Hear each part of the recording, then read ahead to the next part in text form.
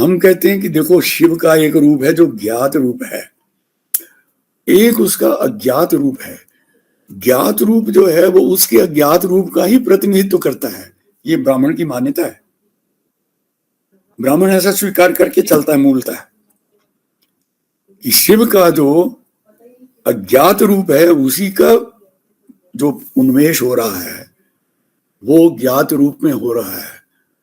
सो जो नोन है, जो ज्ञात है, वो अननोन का प्रतिनिधि है। अननोन ने ही उसको भेजा है, अननोन ही उसके माध्यम से खेल रहा है। तो इसलिए कवि जो है उसका जो उसके लिए जो चेतना है वो चेतना उसके लिए अगम्य नहीं है, उसका द्वार खोल। इसीलिए वो कहते हैं ना, वो आम आदमी की भाषा में, एक चालू भाषा में बात कर दी, ओ कालिदास महामूर्ख था, उसको तो अकल ही कुछ नहीं थी। ऐसे बहुत से लोग मैंने भी देखा कि जो आएंगे तो कहेंगे कि अरे हम तो बिल्कुल पत्थर थे। लेकिन एक घटना ऐसी घटी कि वाह वाह वाह कमाल हो गई। अब वो क्या घटना घटी कि कालिदास ने कहा कि मामा क्या कर रहा है। काली ने कहा ये ले, तेरे को मैंने प्रतिभा प्रदान कर दी, तुम्हारे भीतर प्रतिभा प्रातिभ हो गया। तो प्रातिभम मह, इसलिए उसने कहा, मह का अर्थ होता है दिव्य तेज।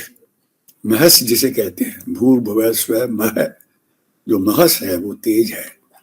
तो उसने कहा प्रातिभम मह, ज्योतिषाम प्रातिभम मह। एक ज्योतियां जो अपने इंद्रियों से गम्य है, एक ज्योति वो है जो इंद्रिय गम्य नहीं है, वो ज्योतियों के भी, ज्योतिषाम ज्योति, जो ज्योतियों की भी ज्योति है वो कहीं उसके पीछे है। उसके जाने के लिए हम आगे की आंखें बंद करते हैं और तीसरा चक्षु खोलने की कोशिश करते हैं, क्योंकि जो तीसरा नेत्र है, यस्मिन् नीशद विघटित मुकुले काल जज्वा दुहा, भगवान शंकर की भवभूति चित्र देते हैं। पक्षमाली पिंगलिम्न कणेव तरिताम यस्य कृष्ण समूह। दुनिया भर के जितने बादलों की बिजलियां हैं, उन बिजलियों की जो चमक है वो उन पलकों की एक अंश मात्र भी नहीं है। यस्मिन् नीशद विघटित मुकुले, यस्मिन् ब्रह्मांड मीशद विघटित मुकुले।